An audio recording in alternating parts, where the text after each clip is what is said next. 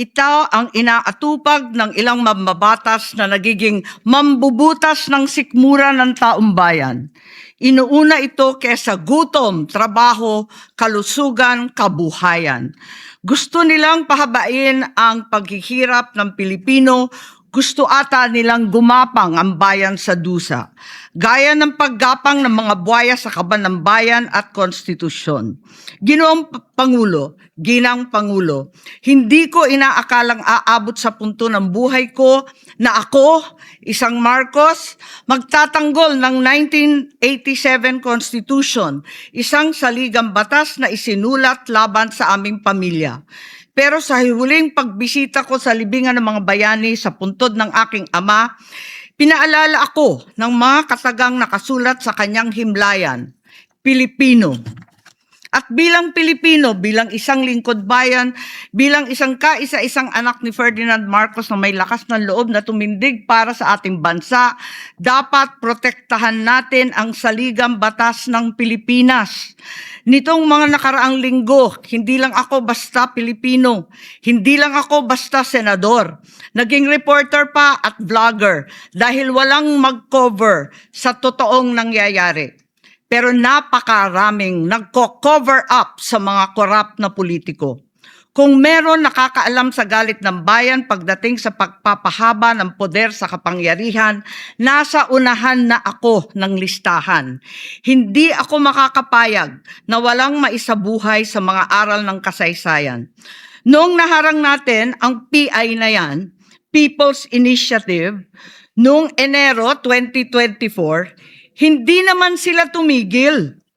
Noong 12 ng Agosto 2025, unang inihayag ni Bongbong Marcos ng ating Pangulo na hindi niya tututulan ang isang Constitutional Convention o CONCON upang ayusin umano ang mga butas sa saligang batas, kasunod ng pahiwatig ng Kongreso na sumusuporta nito.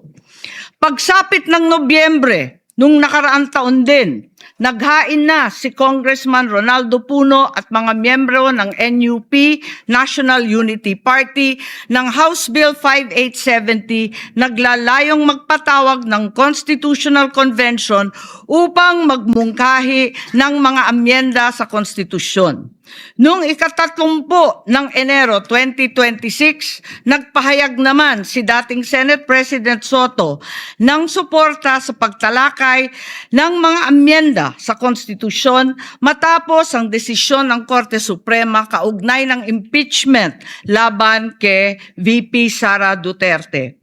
Agad itong ikinatuwa ng tropang NUP na nagsabing mahalaga ang kooperasyon ng Senado upang maisulong ang mga reforma sa saligang batas. Gayunpaman, noong ika-31 ng Enero 2026, sumagot ang Malacanang, hindi raw prioridad ang charter change o CHACHA dahil nakatutok umano ang Pangulo sa mga isyong pang-ekonomiya. Isang pahayag na inilabas matapos magpahayag ng suporta si SP Soto noon sa pag-amyenda ng konstitusyon. Sa gitna ng debateng ito, naghain noong ika-7 ng Pebrero 2026 yung dating ARTA, Rabindranath Kilala, ng isang radikal na panukala, buwagin ang Senado, pati na rin ang Kongreso at lahat ng lokal na sanggunian, paltan ng isang National Legislative Assembly, maari umano makatipid ng hanggang 1 trilyong taon-taon. Nung nakaraang buwan, formal din hinikayat ni Congressman Puno at ng NUP ang liderato ng Kamara na simulan ng pakikipag-usap sa Senado hinggil sa charter change sa pamamagitan ng Constitutional Convention. Ginamit pa nila ang pagiging bukas ni SP Soto sa constitutional amendments bilang oportunidad para sa koordinasyon ng dalawang kapulungan.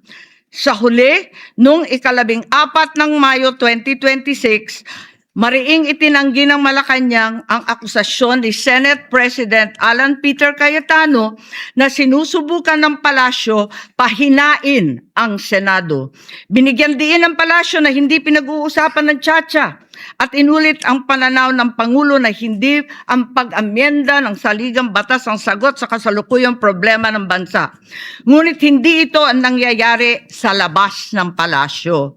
Ang NOEL at term extension ay buhay na buhay sa mga patay na patay sa kapangyarihan.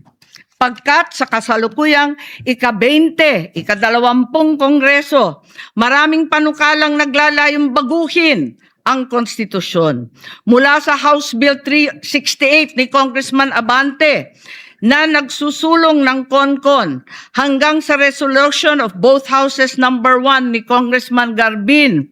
Sinundan pa ng resolution of both houses number 2 naglalaman ng mungkahing ibaba sa 35 anyos ang minimum age requirement ng presidente at ang vice-presidente 30 ang edad. Bukod dito, Congressman Richard Gomez naghain ng resolution number 3 upang amyendahan din ang Constitution. Meron pang resolution number 4, nagmumungkahi gawing 3 taon na lamang, 3 magkakasunod na termino ang panunungkulan ng mga senador. Nariyan ang House Resolution 460 ni na Congressman Oreta, Congressman Remulla, Congressman Daza at iba pa na bibigyan linaw daw ang kahulugan ng forthwith sa impeachment. At mula noong Abril, habang hinihikayat ng mga congressman na bumoto sa impeachment, malakas ang ugong ng NOEL sa 2028. Lumutang na rin ang mga detalye.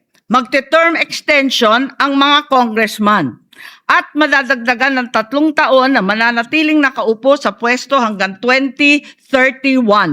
Ganon din, 2028. Ganon din ang mga senador, pati ang Pangulo, hanggang 2031 na raw. Kung may election man sa 2028, sa lokal na lang. Kaya, Visayas o Mindanao ka man, suportado ng iglesia o hindi, walang problema dahil walang eleksyon. Kaya ang tanong ngayon, ayaw ba talaga ng palasyo sa tsa-tsa o kunwari lang? O talaga bang wala ng respeto sa Pangulo? Bukod kay Lito Banayo, napakarami kong sources patungkol sa mga meeting na naganap para sa isinusulong na Constituent Assembly o CONAS. Mga kalipunan ng mga politikong hindi nananalo sa mga matataas na posisyon, inaambisyon nila. Kung hindi kayang manalo sa boto, baguhin na lang ang konstitusyon. Noon pa man, hindi ako naging hadlang sa pagbabago. Kumpara lamang sa ekonomiya at ikagiginhawa ng buhay ng Pilipino. Pero magagaling ang mga buwaya. Tahimik na gumagapang upang malamon pati ang konstitusyon. Kung nagsisinungaling ang mga nagsumbong sa akin, kung sasabihin kasinungalingan ang sinabi ko ngayon at ang pinalabas, hinihikayat ko ang mga senador ngayon sa ating bulwagan. Ipangako natin sa taong bayan na may eleksyon sa 2028 mula sa presidential hanggang sa lokal. At Madam President, magiging masaya akong mapatunayan na mali ako. Dahil ibig sabihin nun, mananalo ang tama. In the interest of time and that this chamber may proceed with its scheduled legislative business, I will not entertain any interpellations at this juncture and would rather allow the facts in the video as well as confronting this nation to resonate fully with this chamber and the Filipino people. I urge this body to look deeply into what we have witnessed today, act with vigilance, courage, and fidelity to the Constitution we swore to defend. Maraming salamat po. Thank you very much, Your Honor. Well, this is a way of seconding the motion of Senator Zubiri. First of all, the presentation, or what we call the editorial video that we witnessed, yes. I would like to take exception of my being mentioned there. parang lumalabas na parang lahat ng narinig nila or nakipag-meeting sa akin ang speaker o kung sino pa, parang pumayag ako. Sana tinanong nila yung source nila, pumayag ba ako? Yung mga binabanggit na idea, I did not even mention it to any member of the Senate.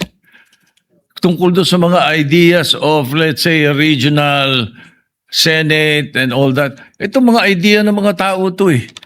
Di ba? Kung nakikinig ka, narinig mo yung idea, ikaw ba'y sumang-ayon na? Dahil narinig mo? For example, in my case, I have never been in favor of Chacha. Charter change? Never. From the day I became a senator up to the present, ang dami namin pinagdaanan dyan. Ang mas gusto ko, Chacha. C-H-A, not charter change. Ang kailangan natin, Chacha, character change. That is what we need. Kaya kung merong, let's say, may idea ang Speaker of the House, gustong kausapin ng Senate President at sinasabi nila, meron silang mga membro, ganito, idea ganito, nag-idea ganito, ay ibig sabihin ba nun, mali na kagad ako dahil narinig ko? Ano? Did I agree?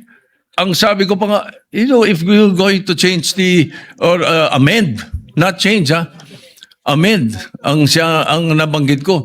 If you're going to amend the Constitution, baka ako pumayag sa isang bagay lang, sabi ko. At yun in jest ko pa sinabi. Sabi ko, ibaba natin ang edad. Bakit sa Amerika, 35 years old ng presidente? Ang senador, 30. Bakit sa atin 40 and 35? Kaya mali pa rin yung sinasabi doon sa isa sa comment sa the distinguished lady na sinasabi, gusto ko raw iakyat into 50 para ma-disqualify doon sa Duterte. That's not true, Mr. President, Madam President. That's impossible. I never said that.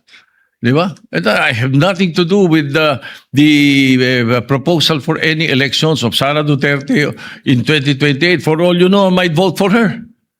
Di ba? Ano pa yan eh? Hindi pa pwedeng porque pinag-uusapan, narinig mo, yun na kagad. At saka lalabas dito na para bang ako'y nakikiisa. I have nothing to do with the allegations of Chacha. I heard the proposals. I never brought it up to my colleagues, any one of them. Hindi ko binanggit eh.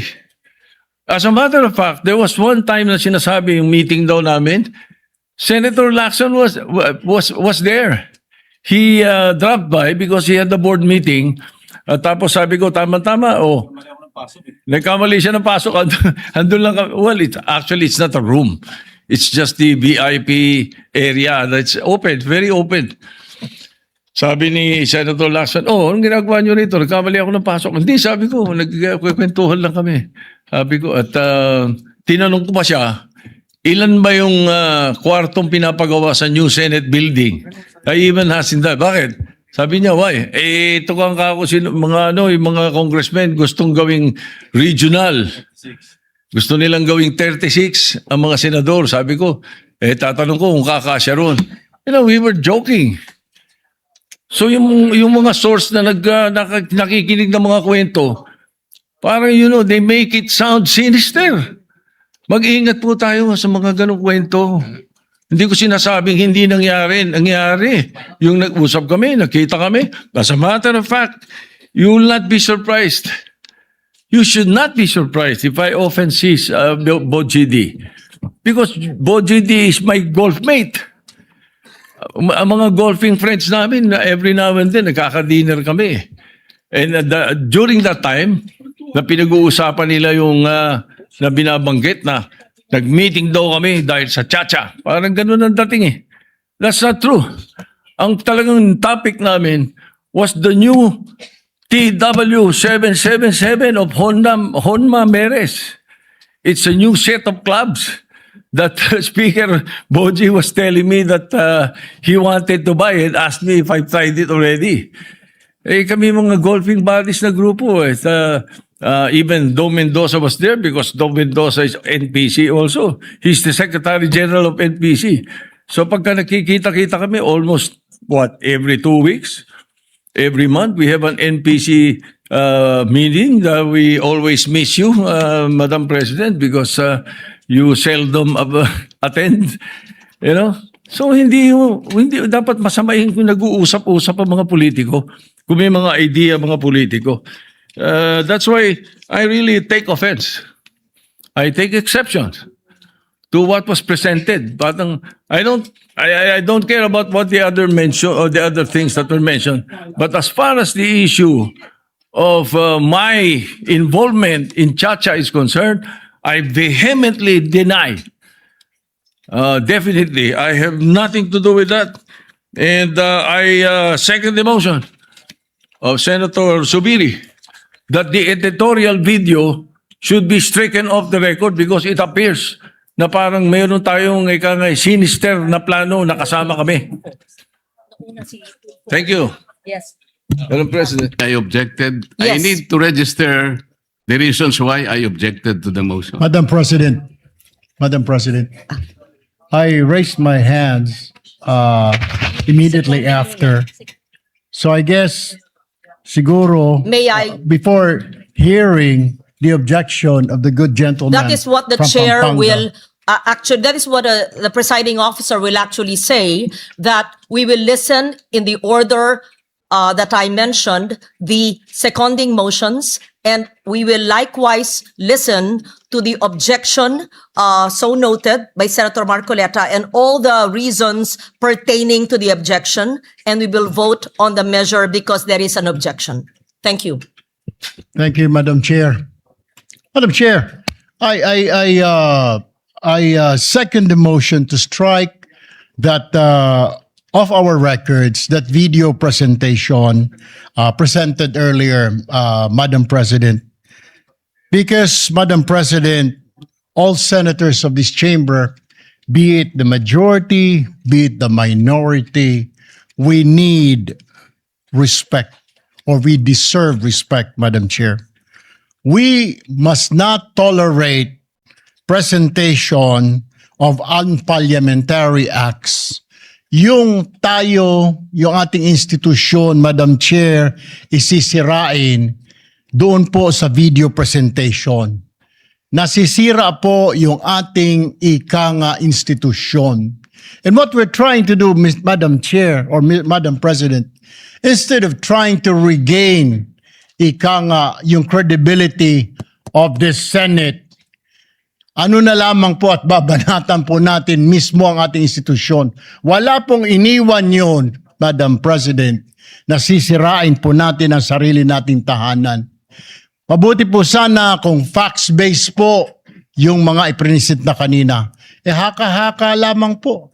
Akala ko nga po, fake news yung pinapanood ko, which I believe is fake news, which I believe is just an opinion, an idea of one person or one group, Madam President.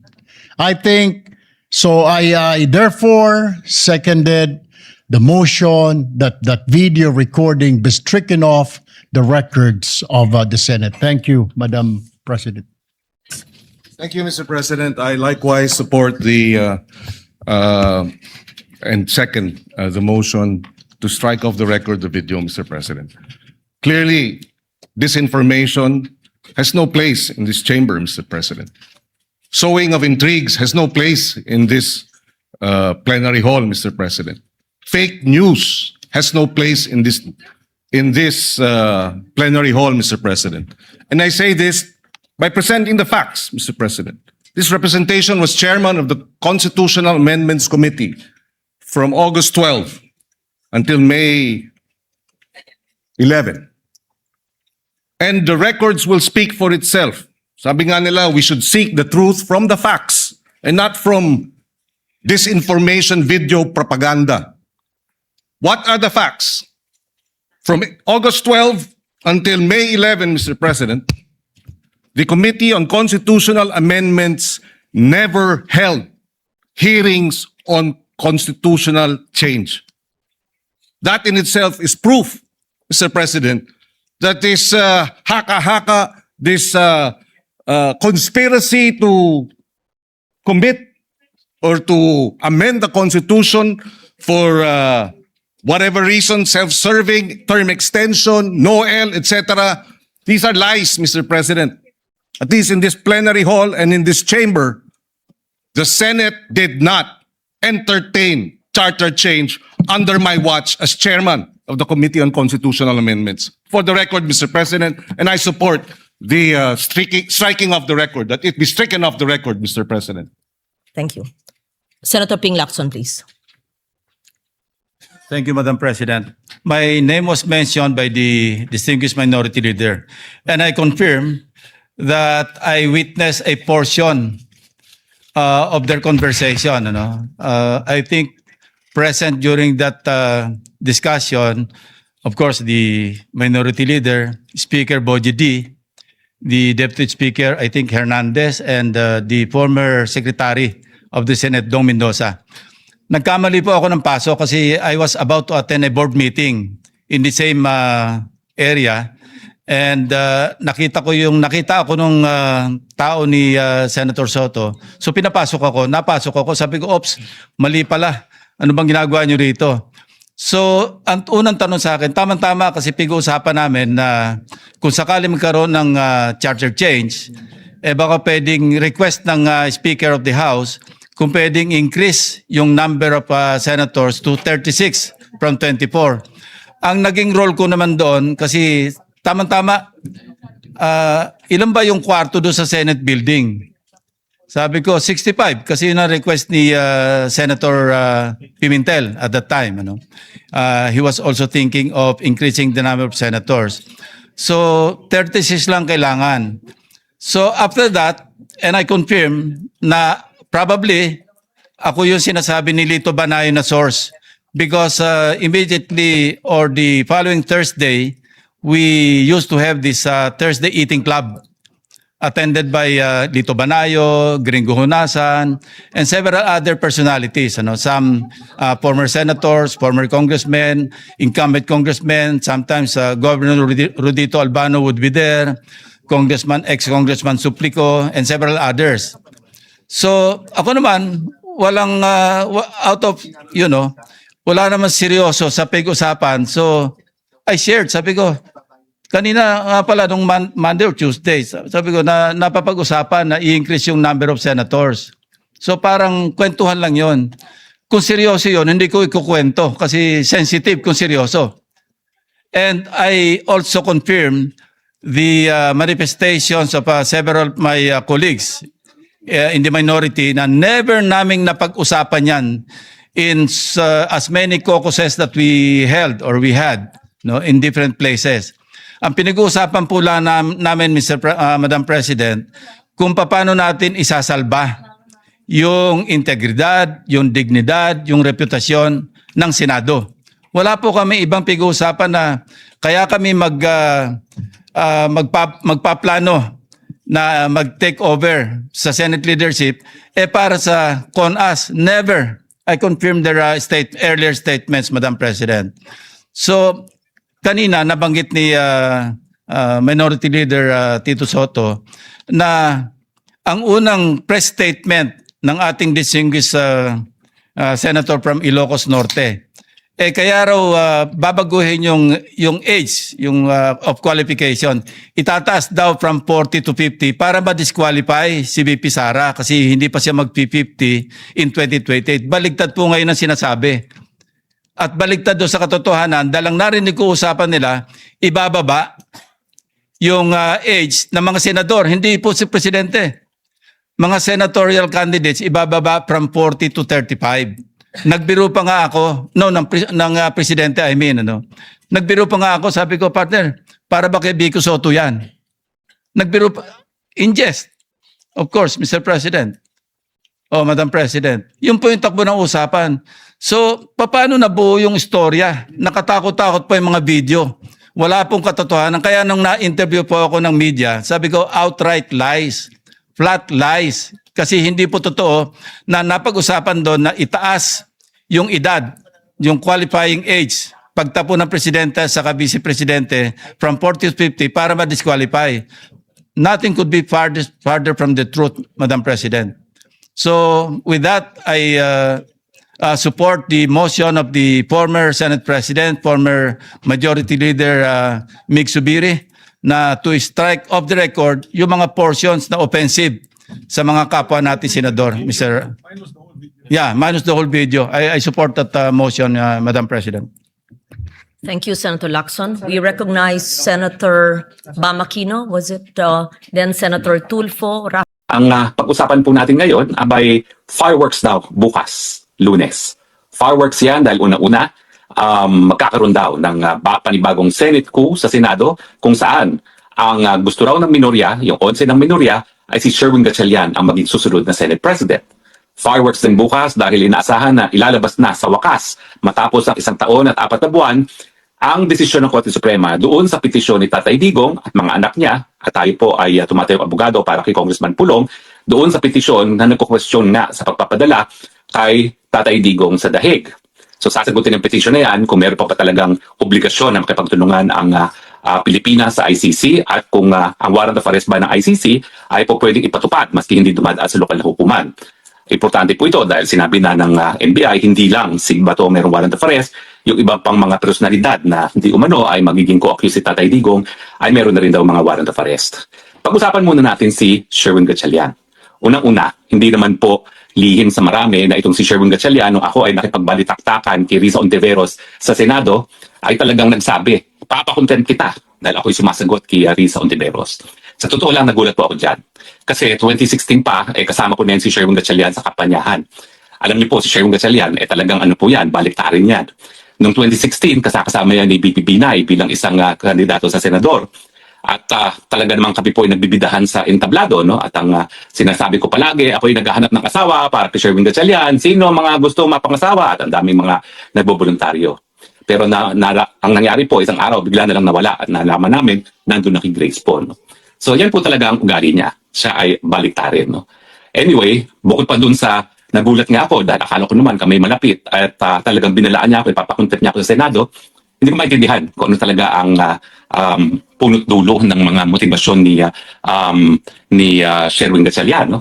Pero anyway, bukod doon sa aking bias sa kanya, dahil talaga namang nagulat ako na ipapakontent niya ako, ay ako na may sumasagot lang doon sa mga sinasabi ni Risa Ontiveros. Bawal ba yun? Iimbitahin ka ng Senado tapos magsasalita sila laban sa iyo tapos hindi ka sasagot. Sa tingin ko naman karapatan kong sumagot, no? Kaya sa tingin ko walang contempt doon. Kaya lang pinayagan ko na kasi bahay nila yung Senado, no? So hayaan natin sila, no? Kaya nga sabi ko, sige, ako nang humihingi ng abiso, no? Pero hindi ko makakalimutan yun. Dapat ganyan ang ugali itong si Sherwin Gatchalian na nagagawa niya yan sa tingin ko ay kaibigan, no? But anyway, walang kaibigan siya kay Sherwin Gatchalian. Well, alam din natin na siya ay isang anak ng isang malaking negosyante, si William Gatchalian, si Plastic King. At alam natin na talagang marami siyang mga kontrata na kinakailangan ng approval ng gobyerno. Kasama na dyan ang reclamation ng kabahagi ng Manila Bay, no? Alam nyo, limpak-limpak ng salapi ang kikitain dyan sa reclamation na yan. Dahil alam naman natin na kapag naging lupa na ang karagatan ng Manila Bay, ay napakataas ng presyo, no?